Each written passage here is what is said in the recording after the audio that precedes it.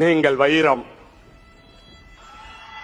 பேரறிஞர் பெருந்தகை சொன்னதை போல இருக்கட்டும், வசவாளர்கள் இருக்கட்டும், அவர்கள் இருக்கத்தான் அவர்கள் முகம் மக்களுக்கு தெரிய வரும்.